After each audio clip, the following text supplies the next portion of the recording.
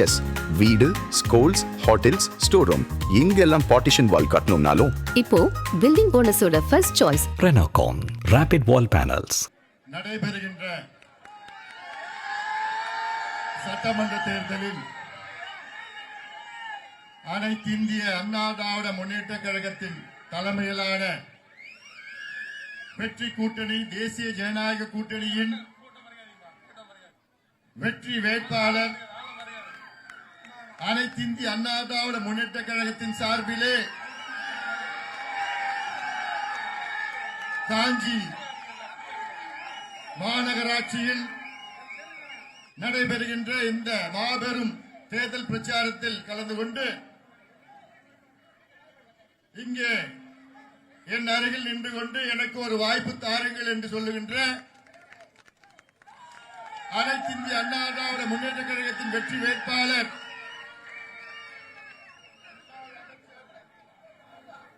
முன்னாள் அமைச்சர், இன்னும் ஒரு மாதத்தில் அமைச்சராக வர இருக்கின்ற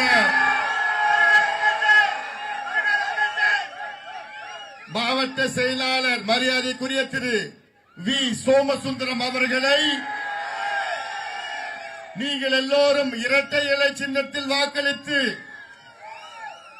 அவரை வெற்றி பெற செய்யுமாறு உங்கள் எல்லோரையும் பணியோடு பாசத்தோடு கேட்டுக் கொள்கின்றேன்.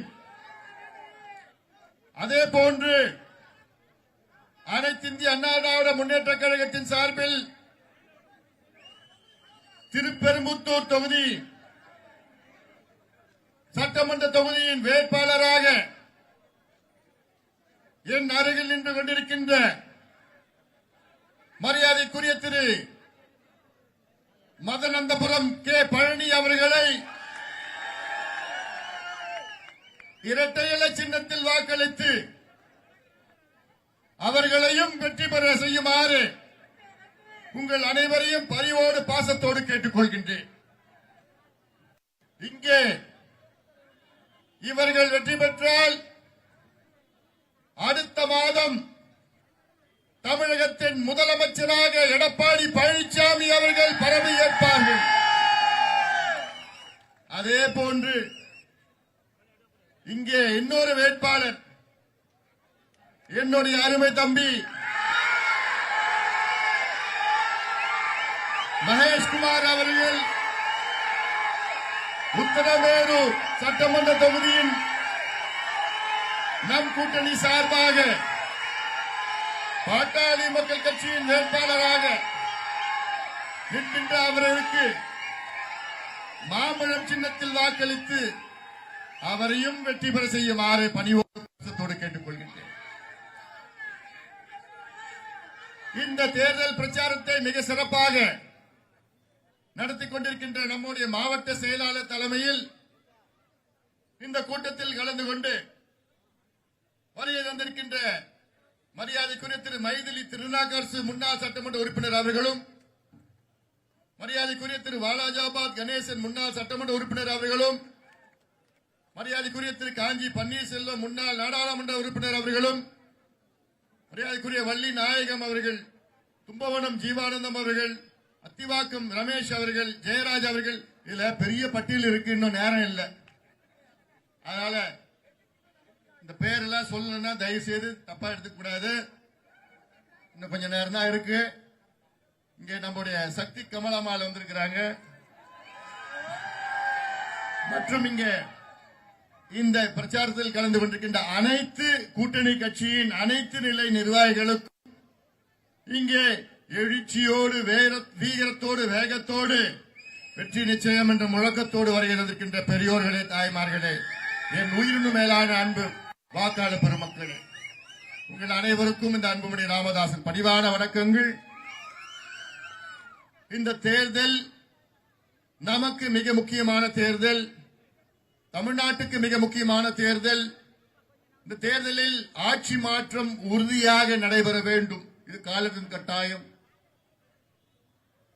காரணம், 5 ஆண்டு காலம் தமிழ்நாட்டை ஆட்சி செய்கின்ற திமுக, இது ஆட்சி என்று சொல்ல மாட்டேன், காட்டாட்சி, ஊழல் ஆட்சி, மக்கள் விரோத ஆட்சி, பெண்களுக்கு எதிரான ஆட்சி, சாராயம் விற்கின்ற திமுக, கஞ்சா விற்கின்ற திமுக, பெண்களை பாலியல் வன்கொடுமை செய்து மானபங்கம் செய்து, குழந்தைகளை பாலியல் வன்கொடுமை செய்து கொடூரமான முறையிலே கொலை செய்கின்ற ஆட்சி திமுக ஆட்சி. எதை வேணா மன்னிக்கலாம். ஆனா இந்த பெண்களை பாலியல் வன்கொடுமை செய்து பிஞ்சு குழந்தைகளை 2.5 வயசு குழந்தை, 4 வயசு, 5 வயசு, 10 வயசு, 12 வயசு குழந்தைகளை பாலியல் வன்கொடுமை மானபங்கம் செய்து கெடுக்கின்ற ஒரு ஆட்சி திமுக ஆட்சியை தூக்கி எறியுங்கள், தூக்கி எறியுங்கள் தமிழக மக்கள்.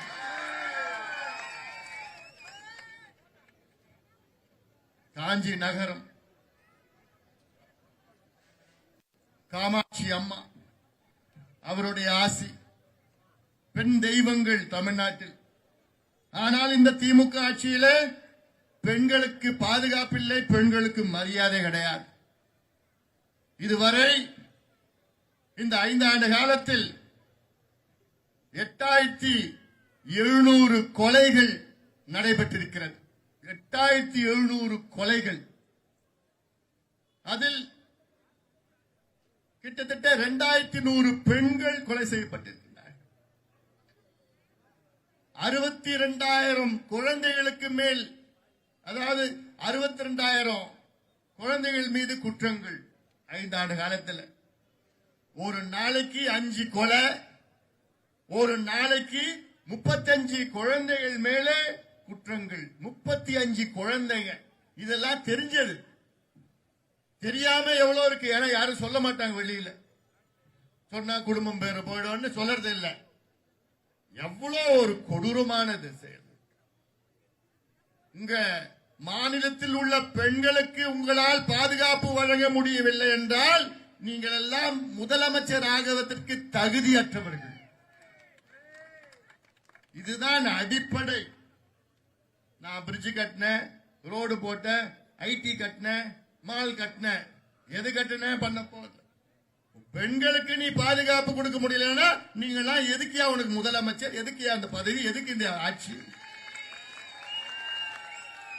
இந்த 5 ஆண்டு காலத்தில் 38 குழந்தைகள் பாலியல் வன்கொடுமை செய்து கொலை செய்யப்பட்டிருக்கிறார்கள். அம்மா, பாலியல் வன்கொடுமை தெரியுமாம்மா? ரேப் செய்ய, குழந்தைகளை கெடுக்கிறது. குழந்தை இது எங்கேயாவது நடக்குமாயா?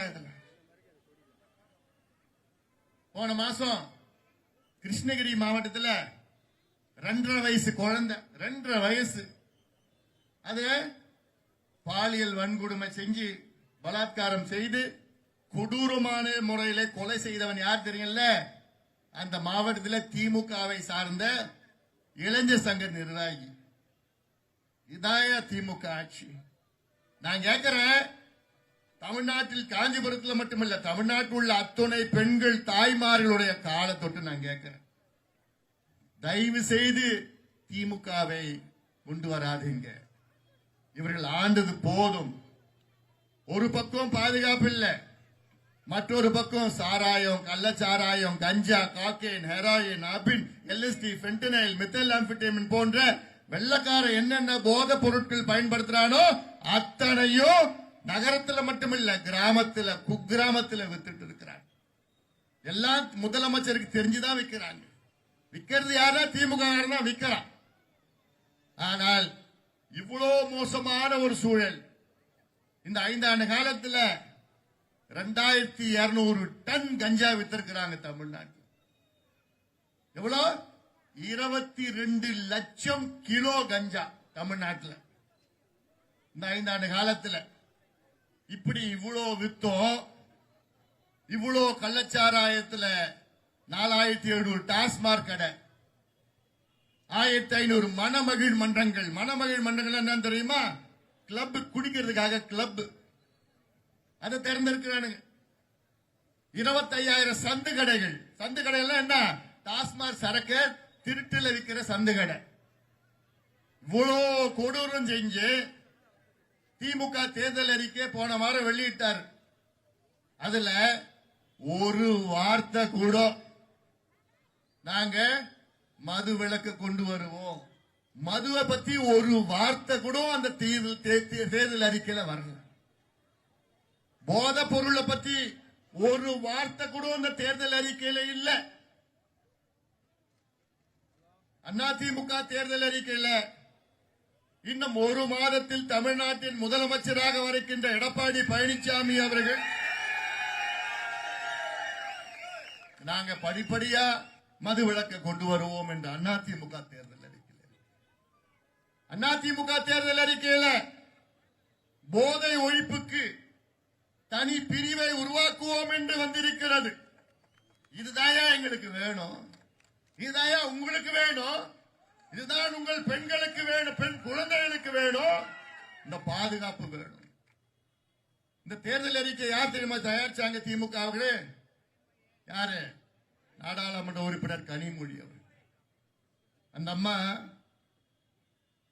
5 ஆண்டுகளுக்கு முன்பு தெருவா போய் பூரண மதுவிலக்கு முதல் நாள் முதல் கையெழுத்துன்னு பேசின கனிமொழி அவர்கள் ஒரு தேர்தல் அறிக்கை தயாரிச்சு அதுல ஒரு வார்த்தை கூட மதுவை பத்தி ஒரு வார்த்தை கூட இல்லைன்னா நீங்க எல்லாம் என்னையா ஆட்சி?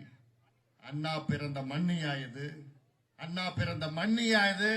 அண்ணாவுடைய கொள்கை என்ன? தமிழ்நாட்டில் பூரண மது விலக்கு வேண்டும் என்ற அண்ணாவுடைய கொள்கை. இதே அண்ணா அவர்கள் சொன்னார். 1967 முதலமைச்சரான அண்ணா அவர்கள் சொன்னார், மதுவால் வருகின்ற வருமானம் குஷ்டரோகி கையிலே வெண்ணையே போன்றது என்று அண்ணா அவர்கள் சொன்னார். இந்த மண்ணிலே சொன்னார். ஆனால் அவர் தொடங்கிய கட்சி திமுக. மதுவை பற்றி ஒரு வார்த்தை கூட உங்களால பேச முடியல. உங்கள் தேர்தல் அறிக்கையில வரலன்னா நீங்க எல்லாம் எதுக்கியா உங்களுக்கு ஆட்சி அதிகாரம்? யாரையா ஏமாத்துறீங்க? இதெல்லாம் மன்னிக்க முடியாது. காஞ்சிபுரம் இந்தியாவிலே மிக பழமையான நகராட்சி, வெள்ளக்காரன் காலத்தில் வந்த நகராட்சி. ஆனா இந்த நிலையை பாருங்க, இந்த நகராட்சி மாதிரியா இருக்குது. ஆனால் கவலைப்படாதீங்க, அடுத்த மாசம் இது அமைச்சர் தொகுதி. இந்த தொகுதி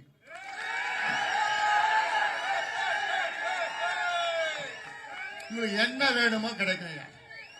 அமைச்சர் சோமசுந்தரம் அவர்கள் உறுதியா அமைச்சரா வரார். அதனால நான் கேட்கிறேன், இந்த வாய்ப்பை பயன்படுத்திக் கொள்ளுங்கள். காஞ்சிபுரம் தொகுதி மக்களே, இதே போன்று ஸ்ரீபெரும்புத்தூர் தொகுதி மக்களே, இந்த வாய்ப்பை பயன்படுத்திக் கொள்ளுங்கள்.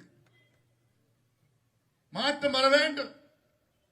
இந்த திமுக ஆட்சி உனக்குமாபா அதுல பாரு மகேஷ்குமார் உத்தரமேறு.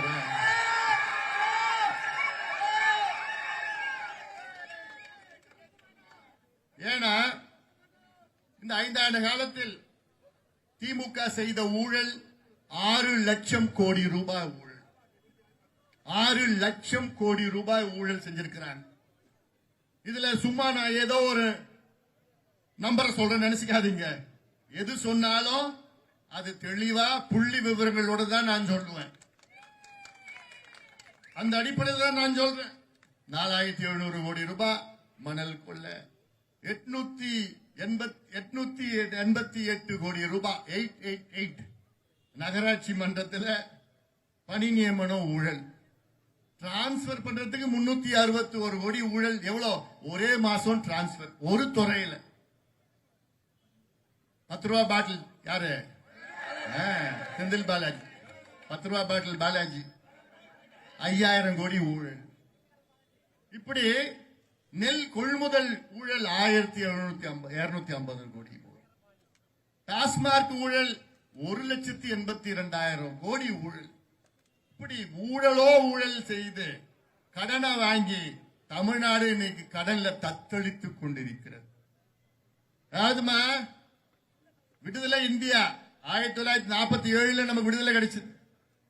திமுக ஆட்சிக்கு வந்து 2021 74 ஆண்டு காலமாக தமிழ்நாட்டின் மொத்தம் நிர்வாக கடன், நேரடி கடன், நிர்வாக கடன் 4,56,000 கோடி. 4.5 லட்சம் கோடி வச்சுக்கங்களேன். இந்த 4 லட்சம் கோடி எத்தனையோ ஆட்சிகள் வந்தாங்க, எத்தனையோ முதலமைச்சர் வந்தாங்க, அத்தனை பேரும் சேர்ந்து வாங்கின தமிழ்நாட்டுக்கு நலனுக்காக கடன் 4,56,000 கோடி.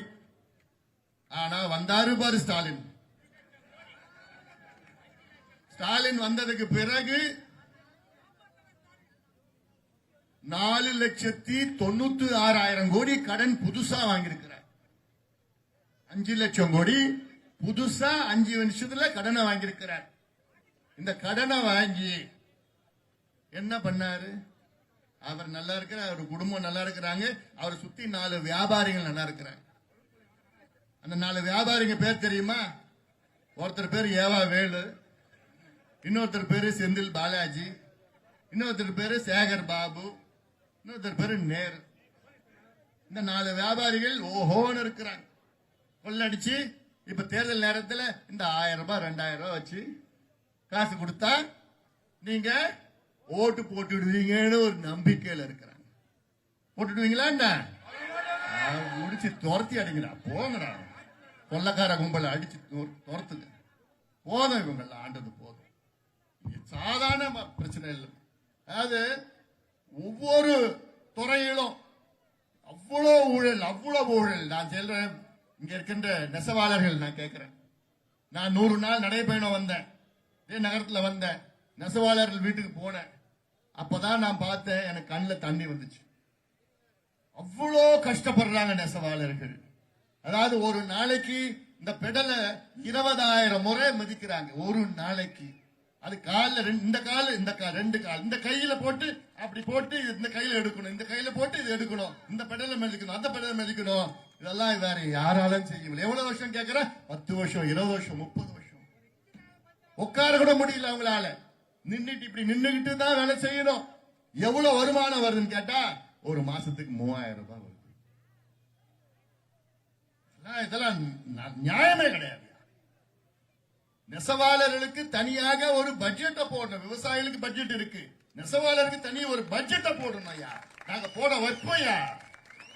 அட்லீஸ்ட் ஒரு மினி பட்ஜெட்டை போடணும் ஐயா. நெசவு தொழில் இன்னைக்கு நலிந்து போயிடுச்சு. இந்த பகுதி காஞ்சிபுரம் பட்டுனா என்ன? உலக புகழ் பெற்ற பட்டியா, உலக அளவில், இந்திய அளவில் இல்ல, உலக அளவில். இது நம்முடைய பாரம்பரியம், நம்முடைய வரலாறு, நம்முடைய பாரம்பரியம். அந்த பாரம்பரியம் இன்னைக்கு அழிந்து கொண்டிருக்கிறது. காரணம் துப்பு கெட்ட திமுக ஆட்சி. 5 ஆண்டு காலம் தூக்கி எறியுங்க, போதும். எல்லாத்தையும் அதுல பட்டு வாங்கறதுல கொள்ளடிக்கிறானுங்க, விற்கிறதுல கொள்ளடிக்கிறாங்க. எதுல பார்த்தாலும் கொள்ள, மணல் கொள்ள, மலை கொள்ள, மரங்கள் கொள்ள, கிட்னி கொள்ள, எல்லாத்தையும் கொள்ளடிக்கிற இந்த கொள்ளக்கார கும்பல தூக்கி போடுங்கயா, போடுங்கயா, போதையா. ஏதோ நிர்வாகம் தெரிஞ்சா பரவாயில்ல, திறமை இருந்தா பரவாயில்ல, எதுவுமே தெரியலையா, மண்ணையா அவங்கலாம், எதுவும் தெரியலையா. அதான் எனக்கு வயிறு எரியுது. எவ்வளவு செய்யலாம். நீர் மேலாண்மைனா என்ன?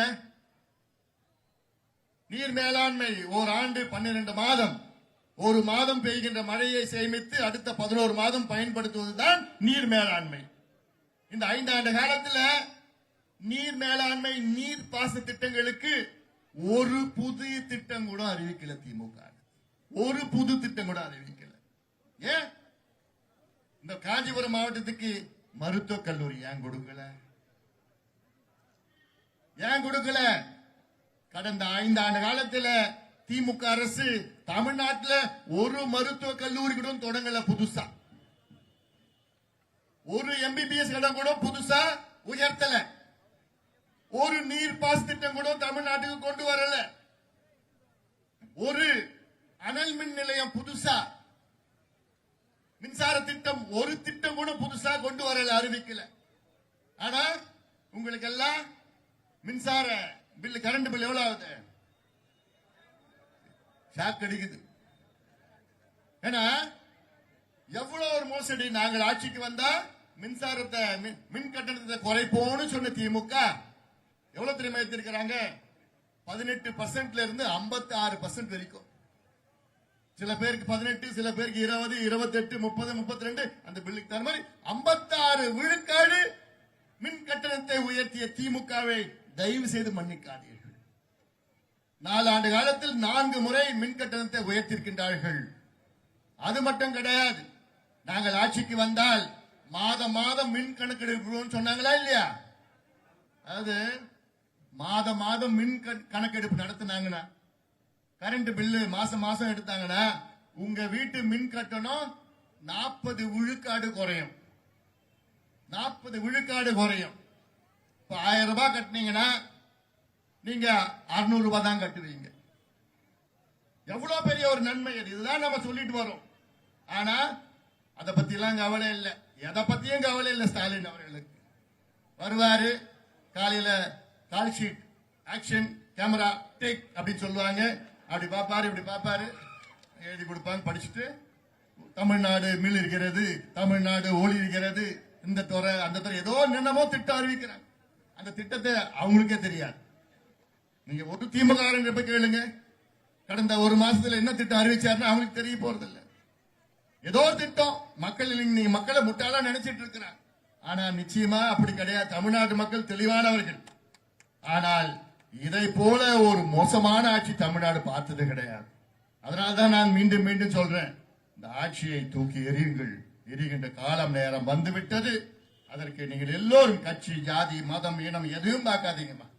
பெண்களுடைய பாதுகாப்பு, எல்லார் வீட்லயும் பெண் குழந்தைகளுக்கு, நானும் 3 மகளுக்கு அப்பா. அந்த ஆதங்கத்துல நான் சொல்றேன், பெண்களுக்கு பாதுகாப்பு வேணும்னா இந்த ஆட்சியை தூக்கி எறியுங்கள். எடப்பாடி பழனிசாமி அவர்கள் கடந்த ஆட்சி காலத்தில் ஏழை மாணவர்கள், அரசு பள்ளிக்கூடத்தில் படித்திருக்கின்ற மாணவர்களுக்கு 7.5 விழுக்காடு இடஒதுக்கீடை கொண்டு வந்தார். இப்போ அதை 10 விழுக்காடாக உயர்த்துவார். அது மட்டுமல்ல, சமூக நீதி. எல்லா சமூகங்களுக்கும் அவரவர் மக்கள் தொகைக்கு ஏற்ப, சமூக பின்தங்கிய நிலைக்கு ஏற்ப இடஒதுக்கீடு, உள்ஒதுக்கீடு, தனி ஒதுக்கீடு அத்தனையும் வர வேண்டும். அது எந்த சமுதாயம் இருந்தாலும் சரி, இருக்குல்ல, எந்த சமுதாயம் இருந்தாலும் சரி, அதை உறுதி செய்கின்ற வகையில நீங்கள் எல்லோரும் எங்கள் கூட்டணிக்கு வாக்களியுங்கள். அடுத்தது, ஸ்டாலின் அவர்கள் கடந்த ஓராண்டு காலமாக அவருக்கு அந்த பிஜேபி பார்த்தா ஜுரம் வந்துருது. எது கேட்டாலும் பிஜேபி காரணம், எது கேட்டாலும் பிஜேபி காரணம். யாருக்காவது ஜுரம் வந்துருச்சுன்னா பிஜேபி தான் காரணம். இப்ப நம்ம சோமசுந்தரம் தும்பினார்னா அது பிஜேபி.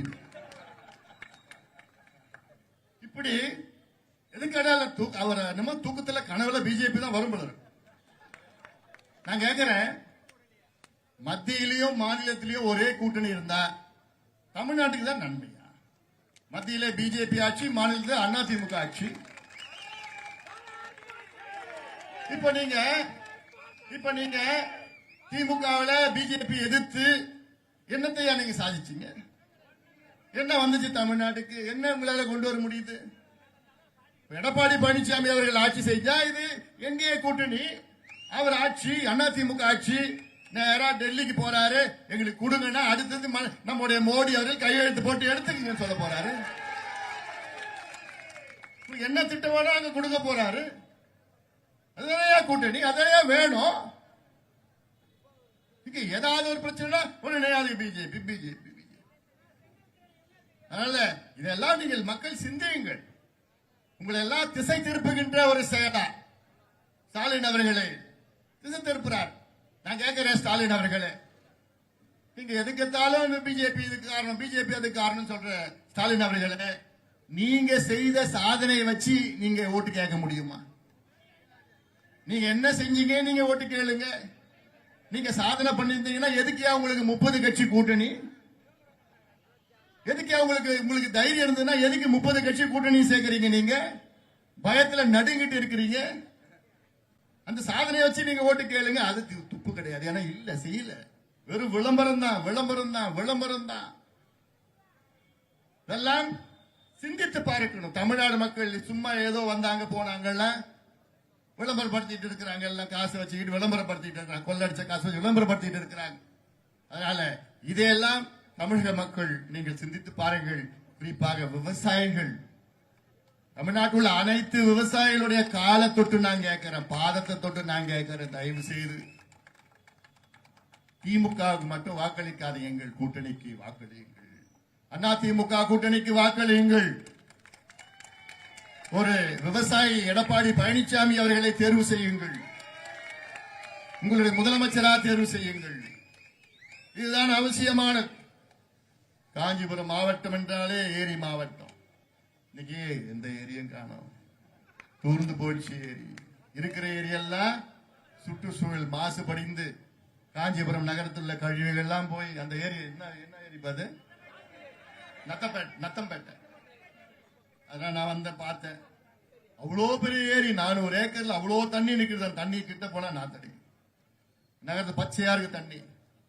இன்னொரு ஏரி, அதுல கீழே வர ஏரி எல்லாம் போனா அங்க பார்த்தா பறவைகள் பிளமிங்கோஸ், வெளிநாட்டுல இருந்த பிளமிங்கோஸ் அவ்வளோ இருக்கு. அதெல்லாம் வையாவூர் ஏரி. இதையெல்லாம் நாங்கள் சுத்தம் செய்து தூய்மைப்படுத்தி இந்த ஏரிகள் எல்லாம் பறவைகள் சரணாலயமாக நாங்கள் அறிவிக்கிறோம். இதெல்லாம் அவசியமானது. இங்க இருக்கிற அண்ணா புற்றுநோய் மையம், நான் மத்திய சுகாதாரத்துறை அமைச்சராக இருந்த நேரத்தில் தான் இதற்கு கிட்டத்தட்ட ரீஜனல் கேன்சர் சென்டர் என்று அதை அறிவித்து இதற்கு நிதி ஒதுக்கியவன் இந்த அன்புமணி ராமதாஸ். இதெல்லாம் உறுதியாக நடக்கும்.